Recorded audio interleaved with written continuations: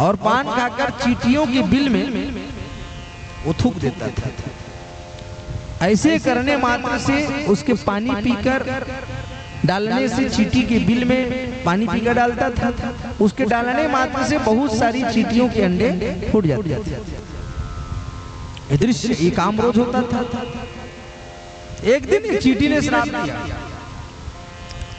कि जाओ बालक, एक दिन तुम हमारे बालक बनो और हम सब मिल करके तुमको जहर पिला करके मारेंगे। उस श्राप के कारण तो सुगदेव कहते हैं राजन, प्राचीन काल में एक चित्रकेतु नाम का राजा है। चित्रकेतु एक निर्वंशी राजा है जिसकी कोई संतान नहीं है और जिसके एक जन्म कौन का है, 7 जन्म भी संतान की कोई किस्मत में होकर संतान नहीं है। ऐसे चित्रकेतु नाम के राजा का कोई संतान नहीं था और उसकी पत्नियां कितनी थी, तो 1 करोड़ पत्नियों का चित्रकेतु, लेकिन किसी के यहाँ संतान नहीं था। राजा को बड़ा दुख होता कि मैं इतना बड़ा राजा हूँ लेकिन मेरी कोई संतान नहीं है।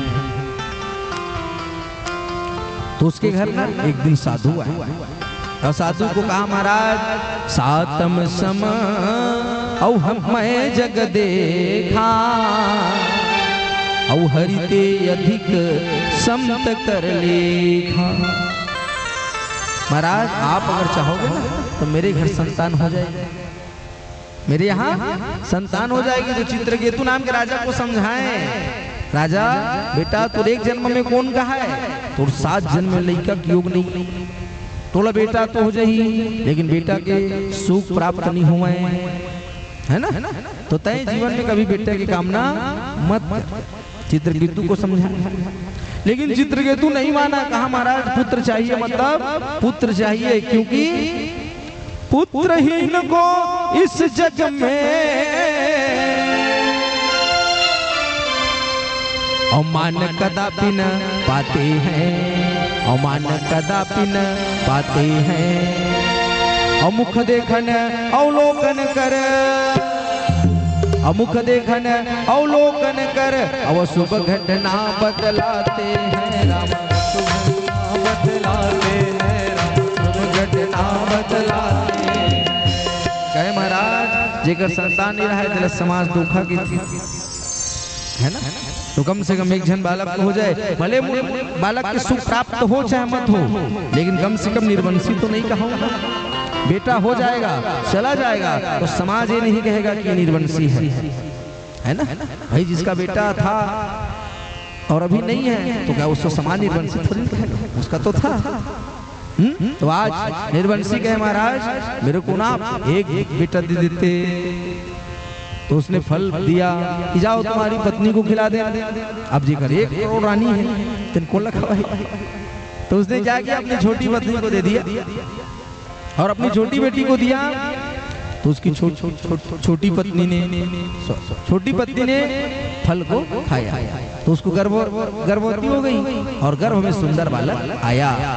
और जैसे बालक हुआ ना तो बाकी जितनी पत्नियां थी 99,99,999 जितनी रानियां थी इनको फिर जलन होने लगा। कैसे कि इनका इसको बेटा हो गया और हमको नहीं हुआ, तो लोग जलने लगे।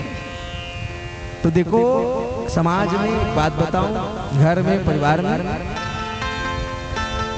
किसी पुरुष की अगर 2 पत्नियां हैं तो शास्त्र कहता है 2 पत्नियों में अगर एक पत्नी का बेटा है और दूसरी पत्नी का नहीं है तो दोनों माँ क्या कहलाएंगे, माँ कहलाएंगे और दोनों की एक पुत्र से गति हो जाएगी। आखिर भले उसका बेटा नहीं लेकिन पति का तो बेटा है ना, तो उससे भी उसकी मुक्ति हो जाएगी। वो निर्वंशी नहीं कहाएगी क्योंकि पति का तो बेटा है ना। दूसरा बात ये बताया जाता है अगर 4 भाई हैं और 4 भाइयों में कहूँ 2-3 भाई का बेटा नहीं हुआ और एक भाई का भी अगर संतान है तो एक भाई के संतान से 4 भाई तर जाते हैं। भाई के बेटा है ना, भाई के बेटा में कोई भेद नहीं है, भाई के बेटा अपने पुत्र समान ही है। भाई के बेटा में भेद नहीं करना चाहिए। भाई के बेटा, हाँ, अमितान के बेटा मन कहा मित्र के बेटा भी अपने पुत्र समान है। शास्त्र में भी अपर किसी का अगर संतान पुत्र नहीं है, संतान नहीं है, तो मितान के पुत्र से भी उसकी मुक्ति हो जाती है।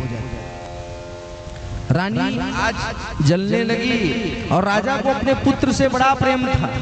हाँ, अब बालक केवल 6 माह का हुआ।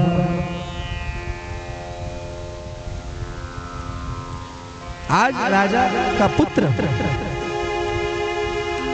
केवल 6 माह का हुआ था।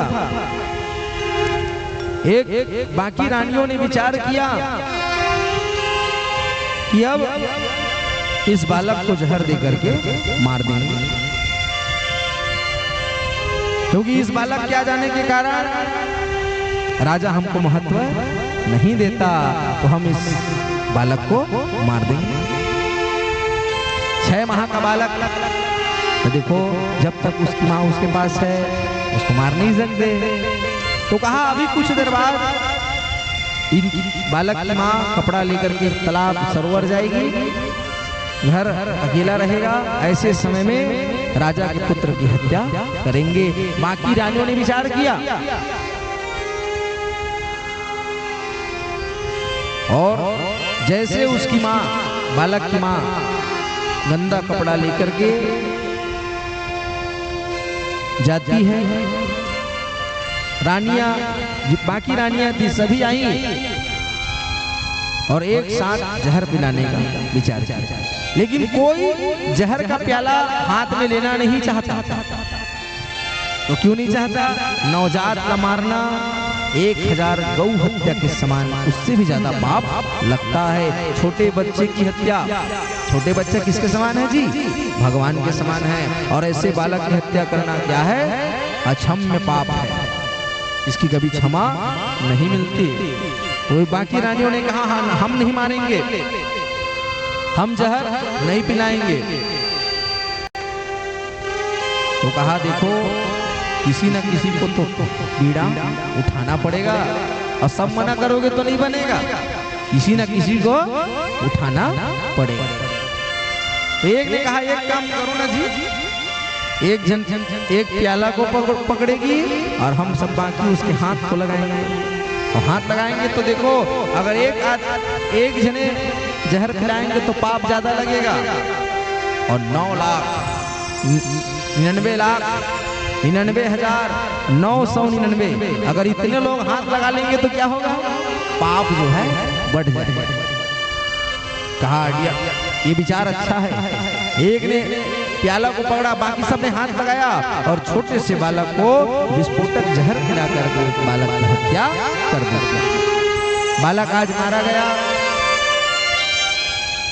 कुछ समय बाद बालक शिथिल पड़ गया जहर के नाम से। उसकी मां को आने में टाइम लगा, जैसे आकर के देखी तो बालक कुछ बोल नहीं रहा। तुरंत राजा को पता चला, राजा राज सिंहासन पर बैठा था, वहां से उतरा दौड़ते दौड़ते। राजा जो है आज अपने पुत्र के पास जाता है, पुत्र का शव पड़ा था। राजा आज बिलक बिलक करके रोने लगा। उसी समय राजा रो रहा था, उसी समय साधु महाराज आते हैं जिसने पुत्र दिया था। कहा महाराज आप अच्छे समय में आए, मेरे पुत्र को आप जीवित कर दो। तो राजा कहे राजा जो चला गया वो वापस नहीं आता।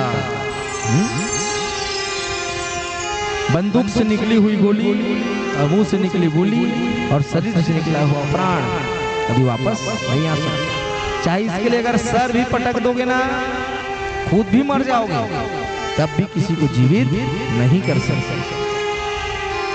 तो साधु महाराज संत ने कहा राजा मैं तो मना किया था, तो ये एक जन्म कौन का है भैया? तो 7 जन्म में ना लैकिक सुख नहीं है, तो बालक तो ही नहीं गिर रहा है नहीं। तो कहते महाराज एक बार मोर बालक बेटा से बोला बुलवा दो, एक बार मैं वो सुन लूं कि काबर छोड़ के मन मार दे। तो साधु महाराज क्या किए, उस बालक के जीव को बुलाए। बालक की आत्मा वहां पर प्रकट हुई तो राजा गला लगाने के लिए दौड़ा, और जैसे राजा गला लगाने के लिए दौड़ा तो जीव ने धर्म की डांट लगाई। कहे राजा वहीं पर खड़े रहो। अरे कौन बेटा, किसका बेटा है? हाँ? अरे जब तक तुम्हारे बेटे के शरीर में था तब तक बेटा था, शरीर से छूटने के बाद ना मैं किसी का बेटा ना किसी का भाई, मैं किसी का कुछ नहीं हूँ। अरे मैं तो हर 6 माह में जन्म लेता हूँ, किसी का भाई, किसी का बेटा, किसी का पति, किसी का पुत्र बनकर मैं आ जाता हूँ। तो क्या सबसे रिश्ता बनेगा? तो जीव कहा, जीव ने क्या कहा? ईश्वर अंश जीव अविनाशी,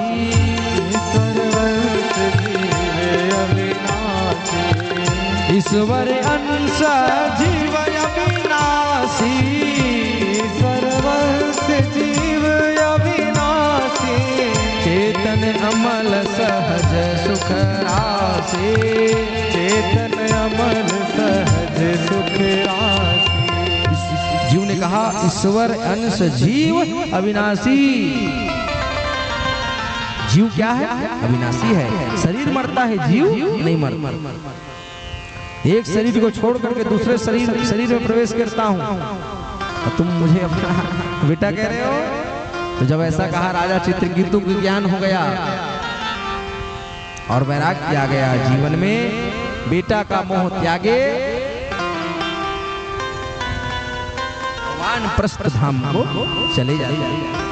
ऐसे चित्रकेतु नाम के राजा की कथा सुगतदेव कहे, चित्रकेतु नाम के राजा की कथा से ये सार मिलता कि जीवन में ज्यादा मोह नहीं रखना चाहिए, ना किसी के प्रति, ना पुत्र के प्रति, ना पत्नी के प्रति, ना पति के प्रति, है ना? अत्यधिक मोह ही इसका कारण है जी, पाप का कारण है, दुख का कारण है। और दुख से यदि बचना है तो मोह कम करिए, है ना? मोह करना है भगवान से करिए, तो यही जीवन का सार रहेगा।